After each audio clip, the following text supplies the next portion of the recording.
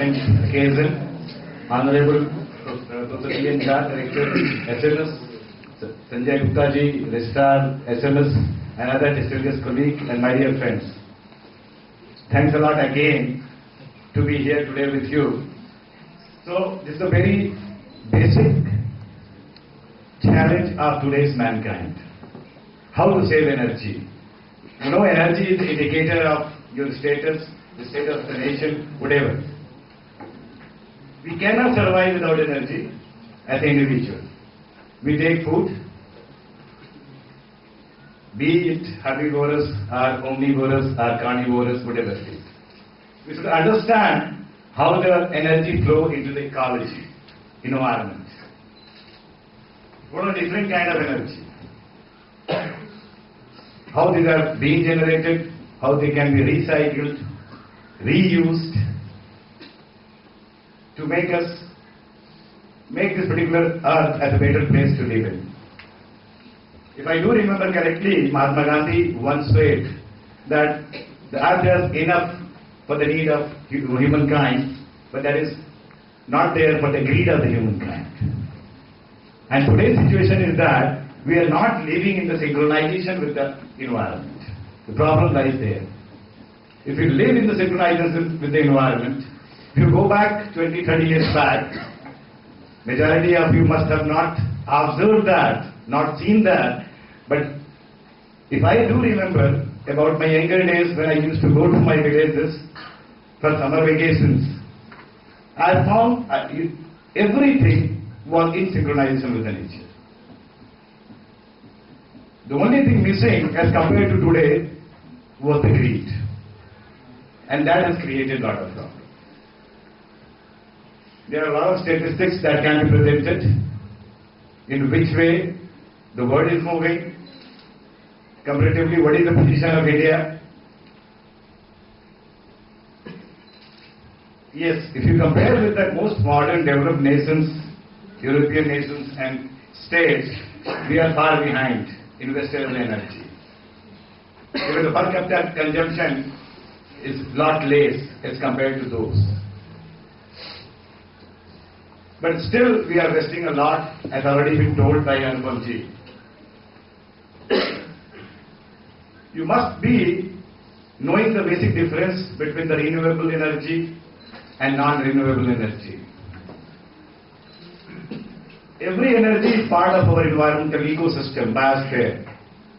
That particular energy, which is known as non-renewable, means the difference between time of production and time of consumption.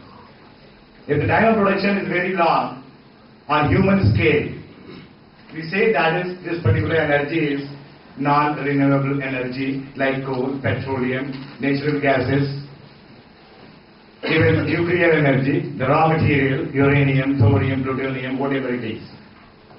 And those energies which are continuously being replenished within the environment are known as renewable energy. And I do remember one sloka, Chitijal Pavak Gagan Samira, Panch Tattva Mil Bana Sarira. You must have heard about this. So this Chitijal Pavak Gagan Samira, this is renewable energy. And our body, our system is full of that. We are made of that. If I talk about Chiti, what does mean? Chiti means Prithvi, Earth. So Earth is a reservoir of all kind of energy. Be it coal, be it petroleum, be it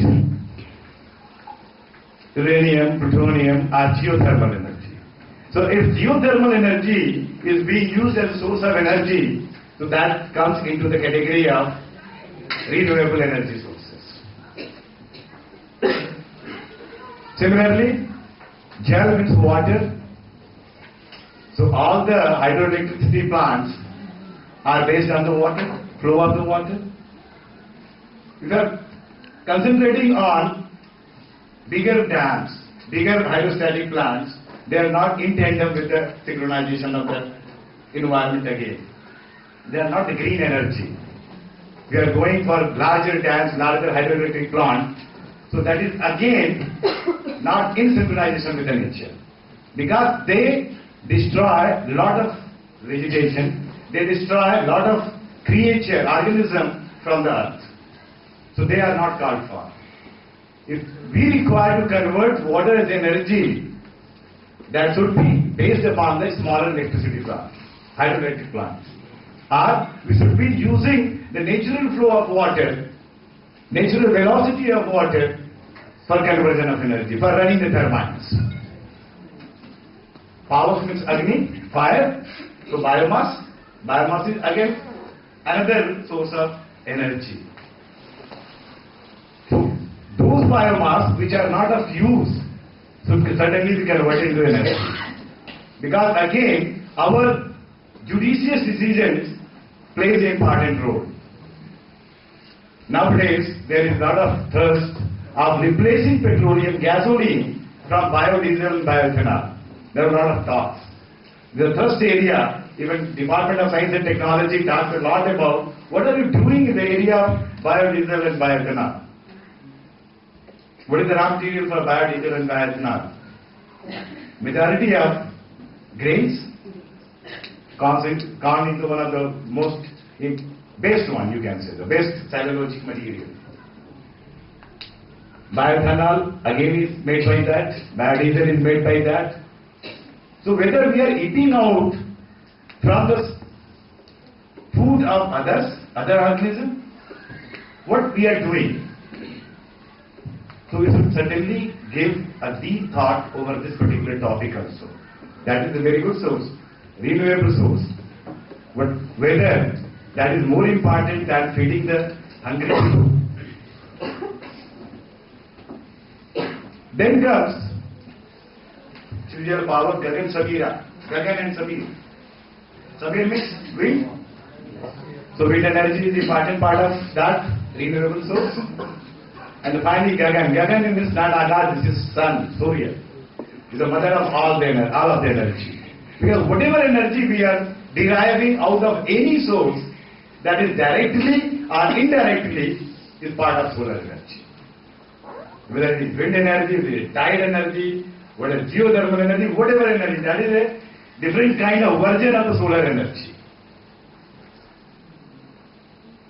So certainly a great emphasis should be given on the uses, technology, upgradation aspect, so that we can use majority of the renewable energy sources.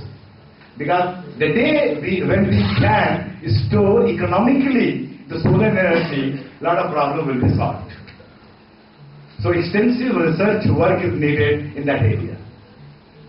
Now, if we come to the topic of conservation of energy, it's a glimpse what kind of energy is there. Have you heard about Bermuda Point, Bermuda Triangle? So I will be discussing this, I will be making this talk not as a boring lecture, but what I feel that should be an interactive kind of thing. Have you heard about Bermuda Triangle? Any one of you please stand up and tell me in what reference? Bermuda Triangle. Any of the student? Sir, high gravitational force. Sir, attracting light also, sir. Okay, we have heard numerous news earlier that even the ship sinks in that region, even the planes are already gone to which place nobody knows. What was the region? There are extensive theories, number of theories. But after numerous scientific expeditions and investigation, the basic thing which is true for Bermuda Triangle is abundance of energy. Energy is in form of, maybe in form of matter, in the form of different kind of matter, solid, liquid, gas. Solid fuel is coal, liquid is petroleum, gas is natural gas. But the fourth form is the jet. So what is happening, that Bermuda Triangle is surrounded by forest. And when the leaves falls in the marshy land, these leaves are being converted into the methane gas. Methane gas is a very important part of energy. Natural gas का जो majority composition है, that is methane. And under those extensive environmental conditions of temperature and pressure, extensive conditions, these methane gases are being stored under the seabed as a jet, capsule.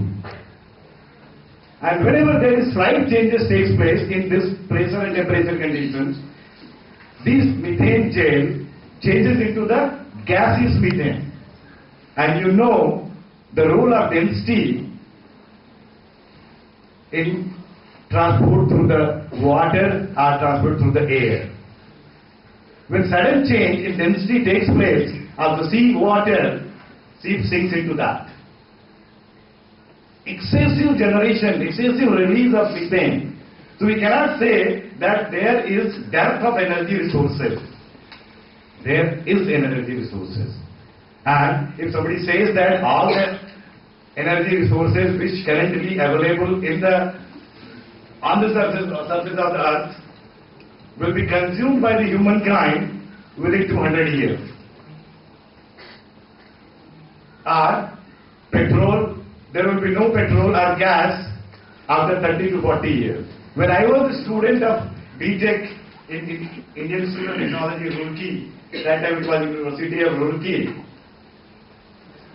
that time also teachers were telling us that within 40 years there will be no petrol.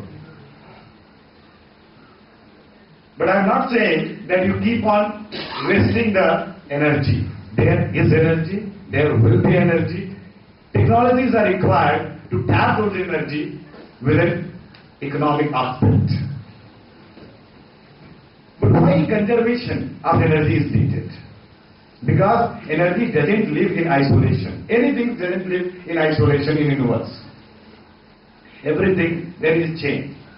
If I say how energy flow in ecological system, there are three kinds of organism in ecology, ecological system. One are producer, second one are consumer, and third one are disintegrator.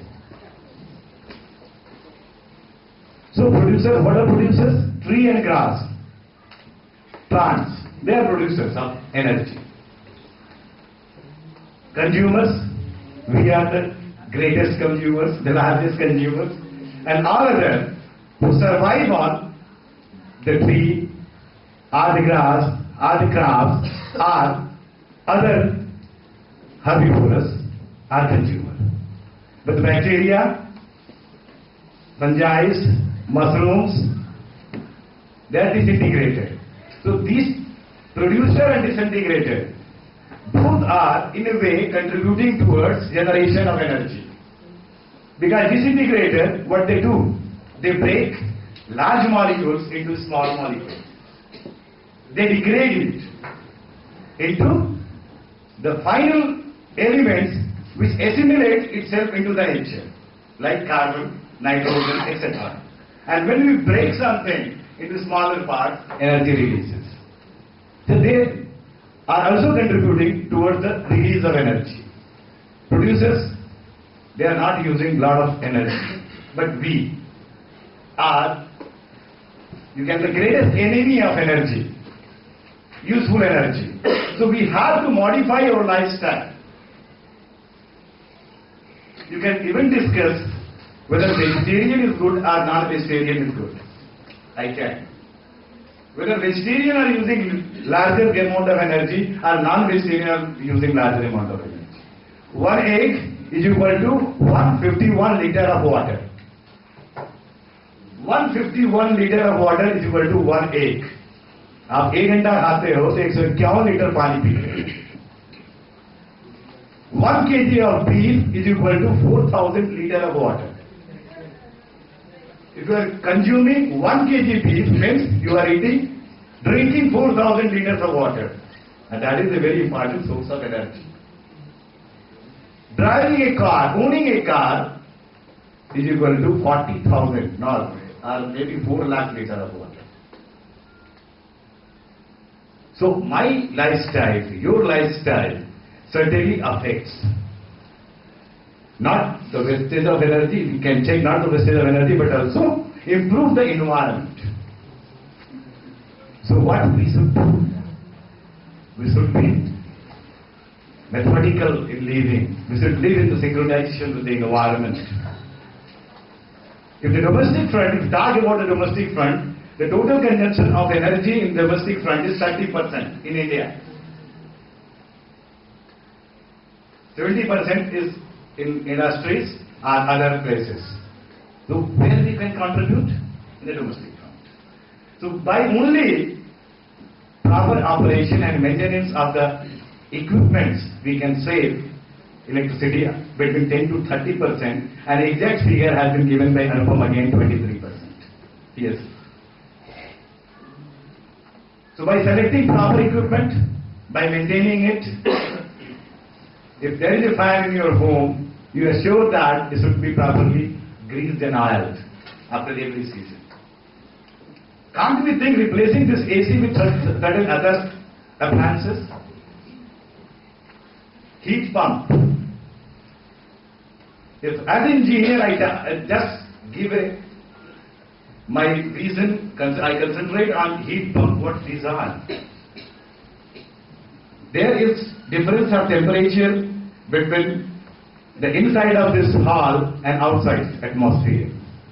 Can't we utilize that energy? Heat pump in summer will be acting as air conditioner, and in winter it will be acting as a heater. So we have to be judicious while following the lifestyle of the West. What we are doing, we are blindly following. Blindly. I am very blunt in saying that we are blindly following the lifestyle, philosophy, or anything of the Western nations, Europe and America. I am not going to that slide section because I just want to share my feeling and the importance of 14th December, that is Energy Conservation Day. Can you compare these two entirely different situations, India and Europe, India or US? The land area of US is 7 times or 4 times, I am not sure, 4 times larger than India. And the population of US is less than the population of children below the age of 13 years in India. Should we compare? They do have large energy resources, but less consumers. We do have small energy resources and we do have large consumers. So we should not certainly blindly follow their philosophies, their lifestyle. In Western countries, 390 liters per capita uses toilet flushing water per day. 400 liters. Whether we can do that? No.